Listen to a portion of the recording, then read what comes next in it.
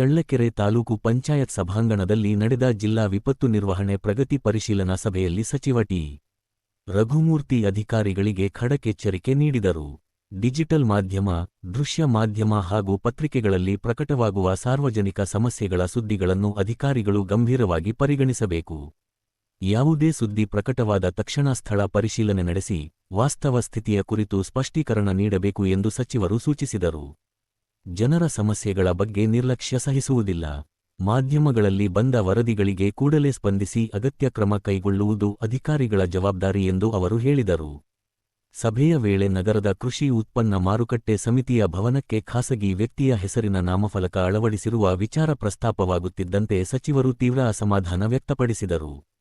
ಮಾಧ್ಯಮಗಳಲ್ಲಿ ಸುದ್ದಿ ಪ್ರಕಟವಾದ ಬಳಿಕವೇ ನಾಮಫಲಕ ತೆರವುಗೊಳಿಸಿರುವುದು ಅಧಿಕಾರಿಗಳ ನಿರ್ಲಕ್ಷ್ಯವನ್ನು ತೋರಿಸುತ್ತದೆ ಎಂದು ತರಾಟೆಗೆ ತೆಗೆದುಕೊಂಡ ಸಚಿವರು, ಸಂಬಂಧಪಟ್ಟ ಅಧಿಕಾರಿಗೆ ನೋಟಿಸ್ ನೀಡಿ ಅಮಾನತು ಕ್ರಮ ಕೈಗೊಳ್ಳುವಂತೆ ಸೂಚಿಸಿದರು.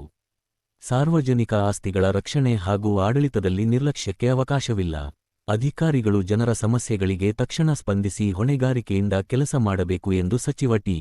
ರಘುಮೂರ್ತಿ ಖಡಕ್ ಸಂದೇಶ ನೀಡಿದರು. ರೈತರು ಸಂಬಂಧಪಟ್ಟಿದ್ದವು ರೈತರಿಗೆ ಇದಾದಾಗ ಕನ್ಷನ್ ರೇಟ್ ಅವೆಲ್ಲ ಇರ್ಬೇಕಲ್ಲ, ಕಂಡೀಷನ್ಸ್ ಇರ್ಬೇಕು ತಾನೆ. ಕಂಡೀಷನ್ ಹಾಕಿದ್ದೀರಿ ನೀವು.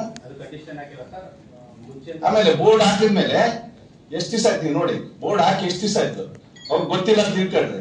ಇವಾಗ ಅಂಗಡಿ ಒಬ್ಬ ಶಾಪ್ ತಗೋತಾನೆ, ಆ ಶಾಪ್ ಮೇಲೆ ಏನ್ ಹೇಳ್ತಾನೆ, ಯಾವ್ದಾರು ಬಾಡಿಗೆ ಕೊಡ್ತಾರೆ. ಇದು ಸರ್ಕಾರಕ್ಕೆ ಸಂಬಂಧಪಟ್ಟಿದ್ದು, ರೈತರಿಗೆ ಸಂಬಂಧಪಟ್ಟಿದ್ದು.